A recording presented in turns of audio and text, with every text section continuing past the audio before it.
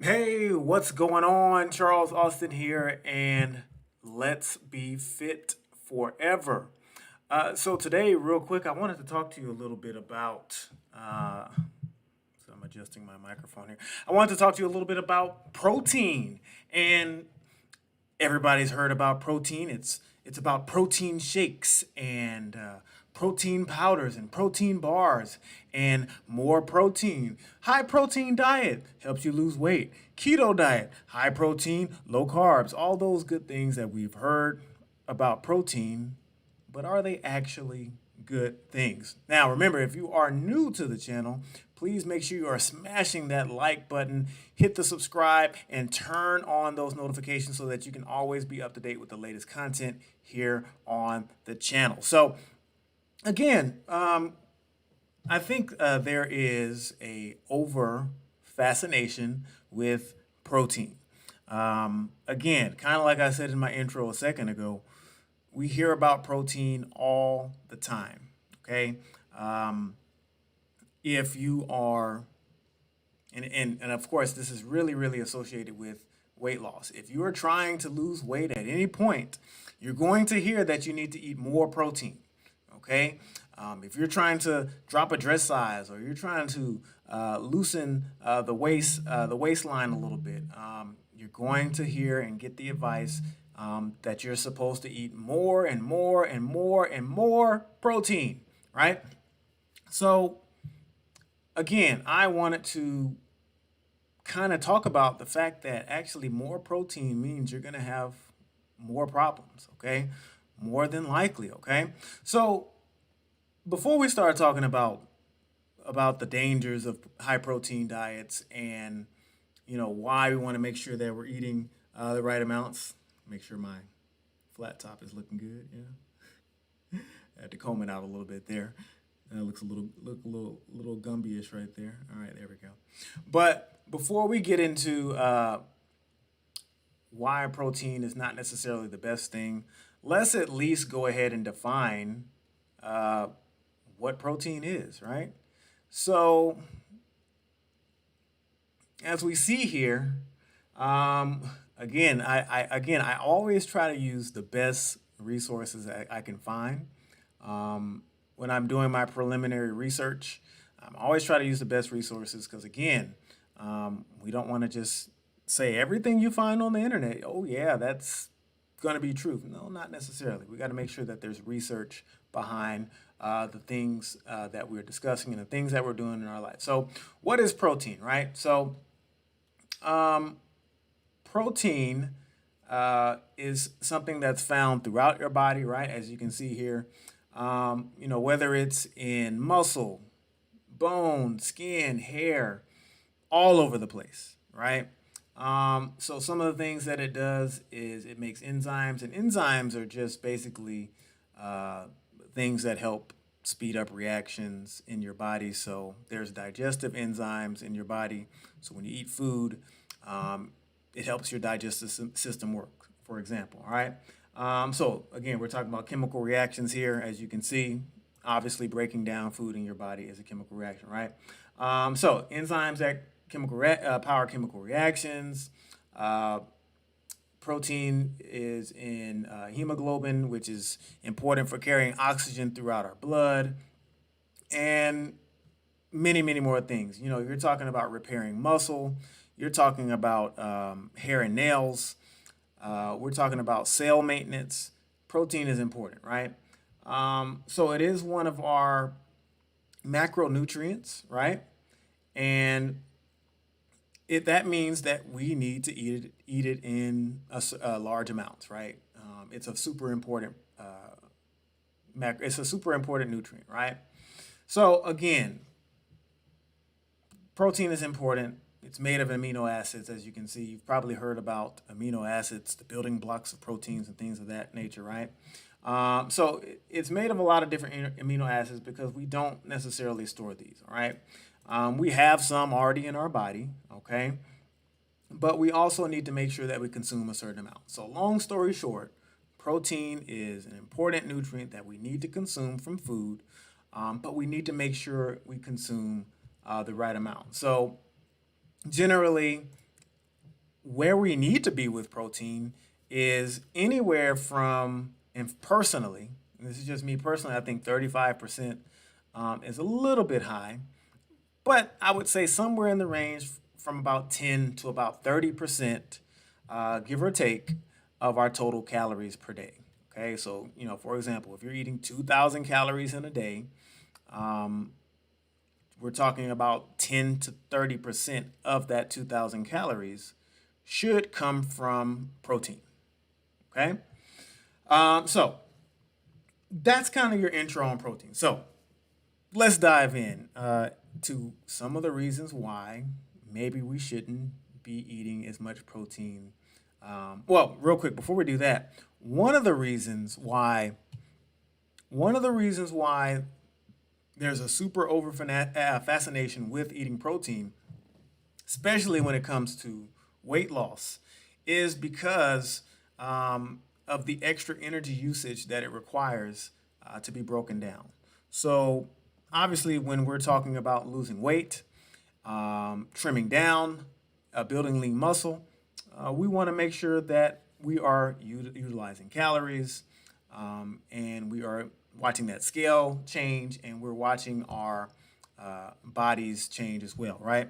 So when you consume protein, one of the things that happens inside your body is that it uses up a little bit more energy to break it down.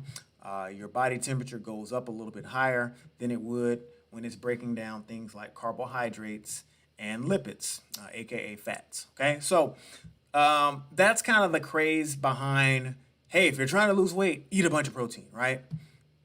But again, that's not necessarily always the case. Okay, so what are some of the things, some of the dangers that can be associated with protein? And again, you're not going to see these warnings on the protein bar labels, right? Because obviously they want you to buy their protein bar. You're not going to see these warnings. You're not going to see these warnings on the protein powders. Okay, you're not going to see these warnings on T-bone steaks and et cetera, et cetera, et cetera, because again, they want you to buy their foods because the narrative out there is that you have to consume more and more and more protein. Okay, so again, where are we? Okay, Harvard Medical School. All right, folks. So again, can too much protein be harmful? Okay, so as we're looking here, the short answer is yes. Okay, it is the short answer, but as we explain it, it becomes a little bit longer, right? But as they always say, most things in life, there can be too much of a good thing, right? Sometimes too much of anything can be bad, right? If you drink too much water, too much water in a short period of time can actually kill you. It's hard to do that, but again, it's possible, right? So again, there could be a price to pay if you're eating too much protein. So, for example, those that consume very high protein diets have a higher risk of kidney stones. So, we're going to break this down a little bit further in just a second, but basically it takes a little bit more work to get that protein out of your system. So, once your body has digested and utilized the protein that it needs to do its regular processes, it has to get rid of the rest, okay? And we don't store protein, right? We store carbohydrates in the form of glycogen in our muscles, and we store fat in our body as well, but we don't really store protein, right? So, also we can see here that as with the general Western diet, right? Most of that protein, let's be honest, folks, most of that protein is coming from things like meat, and specifically red meat. So if you're talking about a high protein diet that contains lots of red meat, you're going to also have extra saturated fat, which may lead to a higher risk of heart disease and even colon cancer. Okay. And you got to think about the source of your protein. High protein diets rich in plant-based proteins don't necessarily carry the same risk. Now, again, I'm not suggesting that you eat high protein diets from plants, but we are trying to draw somewhat of a distinction between the fact that red meats carry a higher risk associated with heart disease, in addition to the overstressing of your kidneys. Okay, so here. So again, Mayo Clinic, another place, like I said, I like to go all the time, right? So where do we go here? Where is it? Where is it?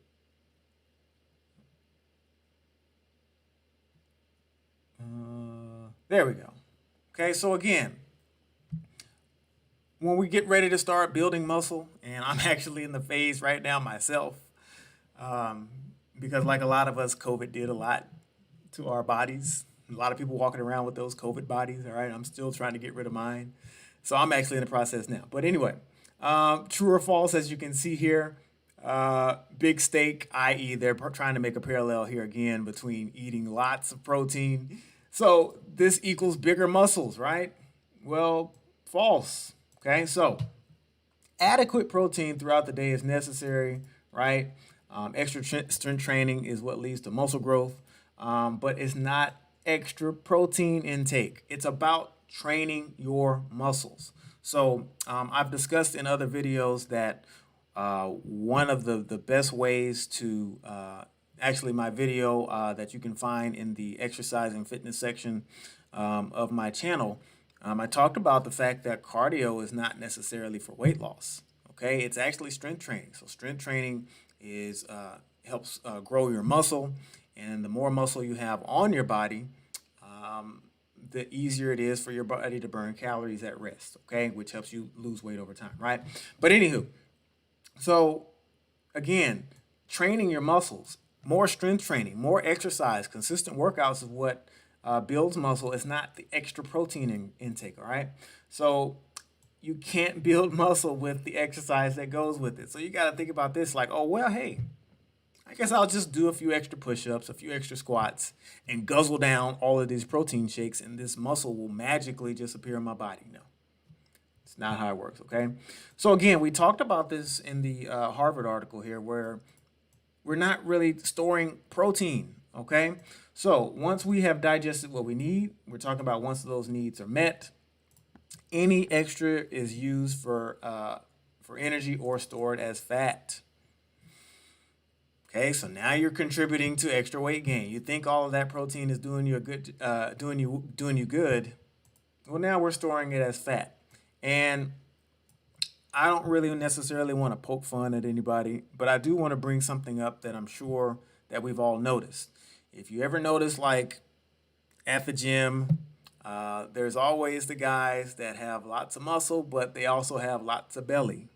Okay, and if you were to just ask them, just go up and say, "Hey, what kind of protein shakes you use?" They probably will name 10 different protein shakes that they're on, right, or whatever. So the point is, sure, does it help you build muscle? Absolutely, protein does. But too much, you're also going to store as fat. And most men carry fat around that waistline, right? Got to draw these parallels. You got to connect the dots, folks. All right. So, extra protein intake can also lead to elevated blood, lipids, and heart disease. Because let's just think about it. Remember, where are the protein sources that what protein sources are we consuming, right? We're talking about things like burgers, fried chicken, all right, steak, pork chops, et cetera, et cetera, et cetera, right? Those are the things that sausages and all that stuff, barbecue. Those are the sources of protein where for the Western diet, right?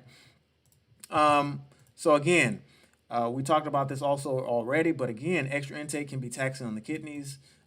Your kidneys basically help filter things out of your body, and then when you have too much protein, now they're doing extra work. Okay, so again, here we go again talking about this is the range we want to be in, 10 to 35% of your calories. I like to say about 10 to 30 is where you want to be. Okay, so here we go.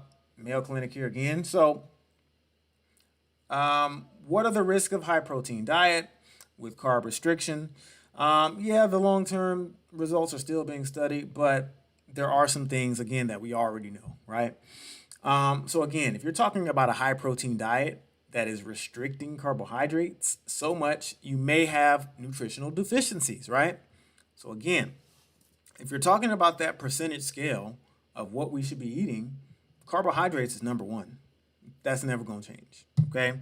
So if we're talking about 100% scale of the calories that we need to consume, probably about 60% of those, 55% of those, at least half of those should be coming from carbohydrates. Okay. So there may be some nutritional deficiencies. And definitely, this is the huge one. So I'm going to slow down. Anytime fiber comes up into my a topic of conversation, I have to stress the importance of consuming fiber in almost excess amount. You know, we don't want to say too much or anything like that, but fiber is super important because, again, some of the things that fiber does for your body is it helps remove extra fat, it helps remove waste from our blood. It's like a heat-seeking missile for cholesterol and all that kind of stuff. So it helps, it grabs it, gets it out of your body. One of the things that we talk about when we talk about health, especially me, is being regular.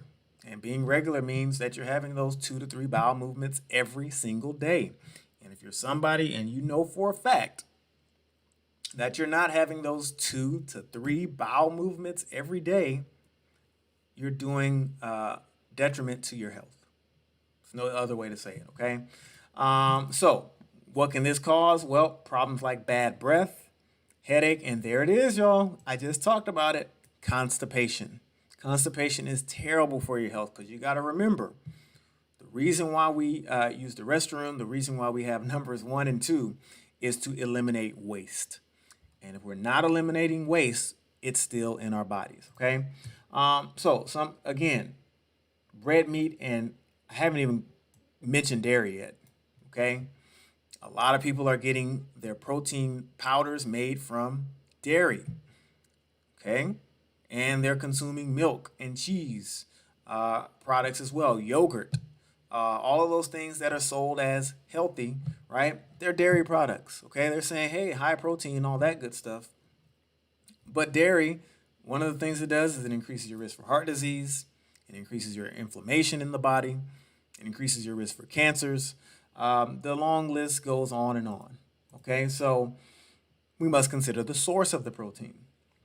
Okay, and again, this is the third article in a row that we're talking about kidney function.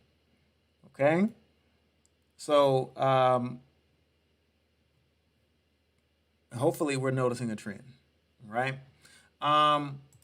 So again, look where I am. This is my third time. So basically, this is Mayo Clinic Harvard Day, right? But this is about this. Now, this one here I found interesting because, again, a lot of people are focusing on getting their protein from powders, not even worried about getting it from foods. So there are some hidden dangers of protein powder. Number one, who knows what's in that protein powder? That's the first thing, right? When you eat food, you know what it is. Like if you go in the refrigerator and you get a carrot and you take a bite, you know it's a carrot, right? But when you take a scoop of this ground powder, what is it, right? So some of the things, they may contain added sugar. Trust me, more often than not, they're trying to sell it because protein, the taste of this stuff without sugar, yeah, tried it before, right? So they're definitely adding sugar to it, okay? And that's going to add extra calories as well. But there may even be toxic chemicals. Well, how the heck can that happen, right? How can toxic chemicals get into something that I buy at the store? It's supposed to be safe, right? Now remember, companies that make these food products, and I say food products loosely because most of the stuff isn't food, but their goal is sales. They don't care about your health. Okay, so what are the risks? Well, here's one of the things that is associated with having chemicals that you may not know about. The Food and Drug Administration, which is supposed to regulate food and drugs that you put in your body, well, they leave it up to manufacturers to evaluate the safety of the labeling, the safety and labeling of products. Okay, so I'm gonna read that again. Okay, so the FDA, the Food and Drug Administration, who is supposed to regulate, monitor, remove bad things, et cetera, from the market, they leave it up to the manufacturer to evaluate the safety and the labeling of the products that they sell to you, the consumer. Okay? So there's literally no way to know if a protein powder contains what they say it contains. There's no way to know. There's no way to know. There could be anything in there. So, yeah, do we know the long-term effects? Not necessarily. But the fact that there's no way to know what's in the protein powder, that should be troubling. And that should make you think twice, okay? Some of you may have noticed digestive distress. I know in my early days of fitness training and coaching and lifting, many, many years ago, when I started using protein powders, one of the first things that I noticed was cramping, gas, flatulence, and just constipation. Like you kind of have this feeling of, I want this out of me, but I can't get it out because I'm constipated, right?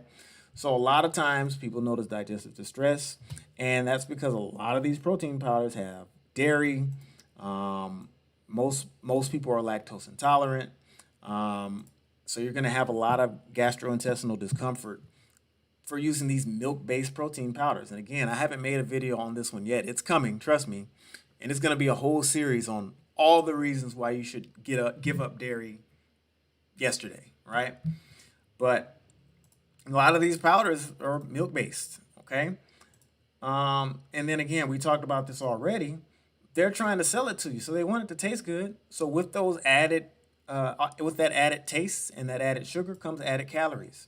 So here you are saying, I'm trying to lose weight, okay? But I'm drinking this protein powder with extra calories, okay? And I do find it funny that they say a glass of milk as if you should be using that. But anyway, and here we go.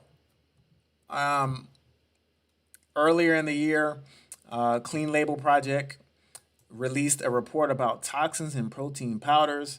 They screened 134 products for 130 types of toxins and found that many protein powders contain heavy metals. Like, listen, are y'all serious? I always like to just pause, when you see things that just shouldn't be there, right? Lead. Okay, let's just think about what can kill you if you have too much of it, right? Lead, yes. Arsenic, yes. I'm not familiar with this one. Mercury, yes. Okay. And then BPA, which we used to use this in plastic back in the day, right? Now you see on all your plastic materials BPA free, BPA free. That's because the manufacturer is like, hey, people are hip to the idea that BPA causes cancer. We got to take it out and make sure we don't put it in there and tell everybody. But hey, we'll put it in the protein powder. Okay? BPA, you make pesticides with it, et cetera, et cetera. And again, like I said before, linked to cancer and other health conditions. Okay? So again, the easiest way to consume your protein is to just eat it. Okay? Well-balanced diet. Stay away from all these protein powders, right? And again, we don't need all this protein anyway. There's protein in every plant, pretty much every plant food that you can possibly eat, there's protein in it. You go eat an apple, there's a little protein in it. And if you're wondering, well, wait a minute, I have to eat meat to get protein. And again, I'll make a video about that. That's definitely coming. But I have to eat meat in order to get my protein. Well, you always have to ask your question. If you're eating the cow for protein, you have to ask yourself, well, what did the cow eat to get his protein? I'm pretty sure the answer is grass. Okay? So if you feel like, hey, lastly, I just wanted to go over this real quick. A couple of signs that you may be eating too much protein, right?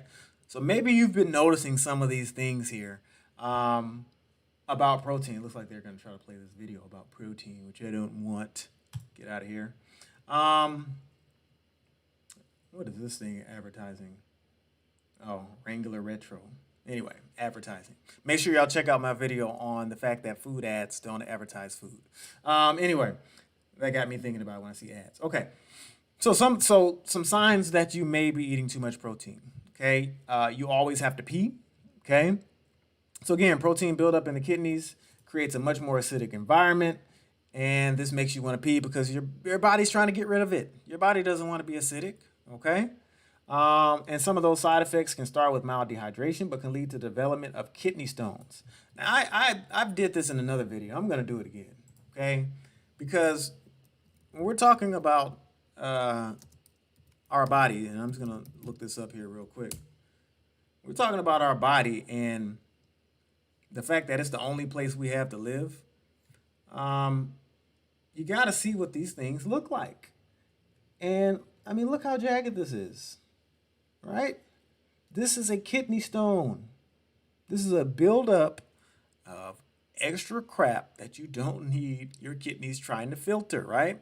And one of the easiest causes is too much protein. Okay?